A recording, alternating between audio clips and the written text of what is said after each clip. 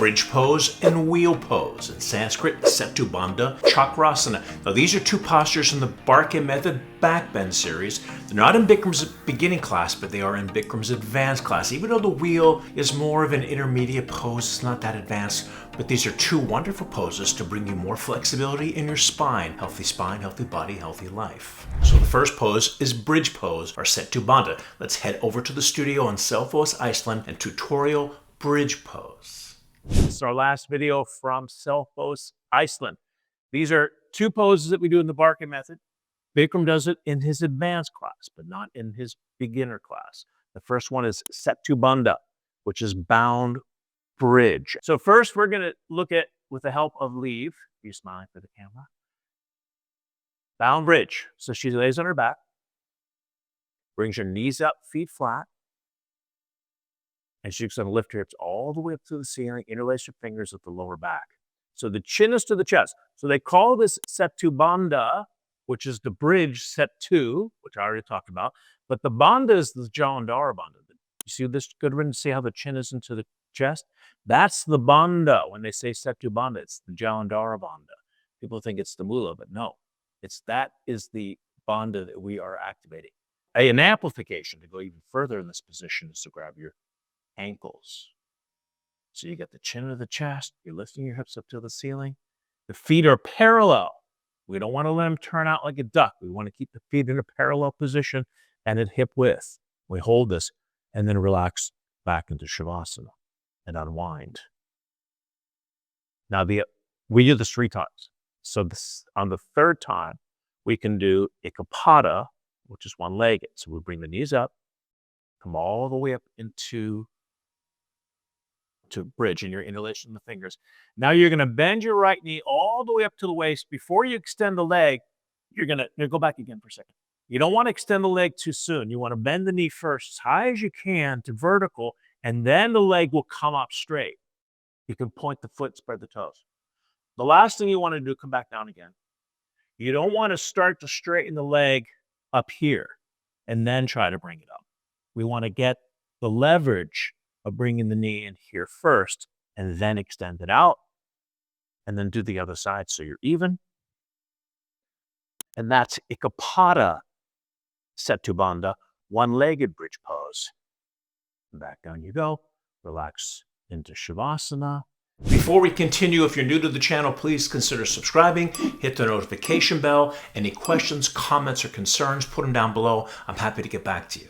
Welcome back to my home. So Setu Bandha, that's the name of the posture in Sanskrit. Setu doesn't mean bridge. It's an actual bridge. It's a particular bridge in India that was created thousands of years ago by the Lord Rama's army of monkeys. They built the bridge from South India to Lanka. Now it's Sri Lanka, and now over time, the bridge has been flooded over by water. There's no bridge there anymore, but you can see the steps going into the water, and geologists have dated the steps back 7,000 years ago. So here's the story of the Ramayana. Actually, it's pronounced Ramayana. Why are we going to the Ramayana? Because that's where the Setu Bridge was formed or created by the monkeys for Rama thousands and thousands of years ago. Now, the Ramayana is the most popular story in all of India. In India, they don't have ADD, attention deficit disorder, because they have television shows that'll go 4.5, 5 hours long. But the Ramayana is definitely the most popular story, and they'll play it over and over again, or almost in a comparison to the United States, be watching the Kardashians on television. And some of Bikram's teacher training programs, he would put on Bollywood movies that would go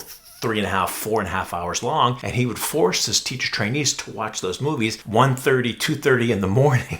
And he'd have a staff member sometimes throw water on people and make sure they didn't fall asleep. What he wanted to do was show people that as a yoga teacher, the purpose of doing that was to show that to become a yogi, to become a yoga teacher, the yogi doesn't sleep, he doesn't eat, he doesn't talk. He has extreme discipline. Yogananda and Yuktaswara would talk till 4 or 5 in the morning and realize that the sun came up and they realized that they've been talking all night. Bikram would always say, I don't eat and I don't sleep, but I make up for it in talking. But I know he doesn't sleep because When Bikram would come to my house, he used to come every year for 10 years, we would stay up watching Elvis Presley movies. Thank goodness he didn't want to put on the Bollywood movies because we were both obsessed with Elvis Presley. Here's a big picture of Bikram with his Elvis Presley glasses. Some of you may know that I sing part-time in South Florida. The biggest part of my show is at the end. I do a whole 7-minute Elvis Presley medley. Here's me with my Elvis Presley glasses.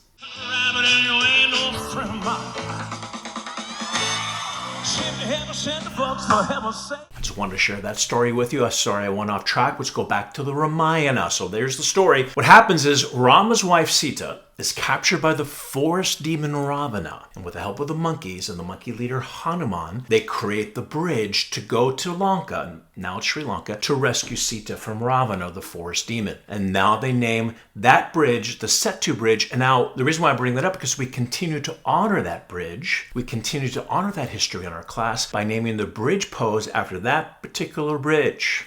And FYI, Hanuman didn't want to wait for the bridge to be created, so he took a big leap with his monkey legs. And the big leap from South India to Lanka created the big split. So in our yoga class, we call the full split Hanumanasana after Hanuman going to rescue Sita by taking the big leap to Lanka to rescue her from the forest demon Ravana. Nobody likes to show off. But I bring that up in all my teacher train programs to show people how we continue to honor the history in our modern day yoga class, and hot yoga and any type of yoga that does the bridge or Setu Bandha or does Chakrasana, the wheel. Now we're going to head back to Selfoss, Iceland, and tutorial Chakrasana or wheel pose.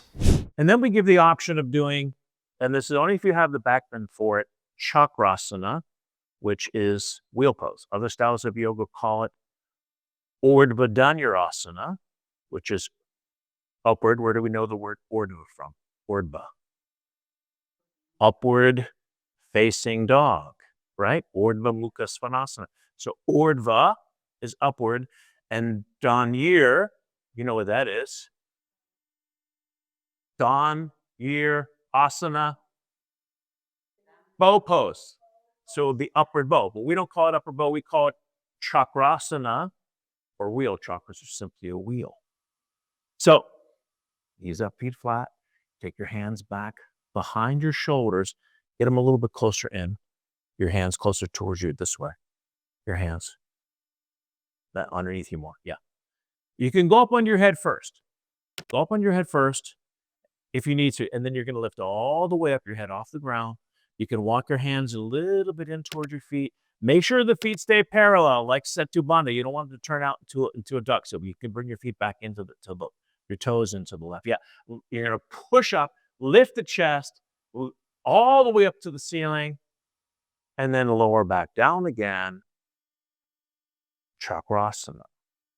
You want to try one-legged in this one? No? Okay. I'll show the one-legged somewhere else. Welcome back to my home. So there's no fun, sort of interesting story about Chakrasana. Like I said before, other styles of yoga call it upward dog or Urdhva Dhanurasana. But once again, a great posture to create backbends. And in the hot yoga world, we exaggerate the backbends. Once again, healthy spine, healthy body, healthy life. Now, I had an amazing time in Iceland doing our Level 1 Barkan Method Teacher Train Program. I'm going back on June 29th to July 3rd for the Barkan Method Level 2/3 Teacher Train Program. You can participate in that training as a student if you're just looking to improve your practice, go to the next level, or a teacher to get certified to teach the Barkan Method Hot Vinyasa class. And then at the end of the year in the fall, back to Iceland. I'm going to be zooming in for 5 weekends. And on the last weekend, I'll be flying back to Selfoss, Iceland to complete the training. That's September to December over a 5-weekend period. I'll put the exact dates down in the description below. We'd love to have you join us in Iceland and join the Barkan Method family. So that's our episode for today. Thank you so much for watching. If you're new to the channel, please consider subscribing, hit the notification bell. Questions or concerns, put them down below. I'm happy to get back to you. You want to learn all about hot yoga, hit the like and subscribe button right now, and I'll see you the next video. Bye, everyone.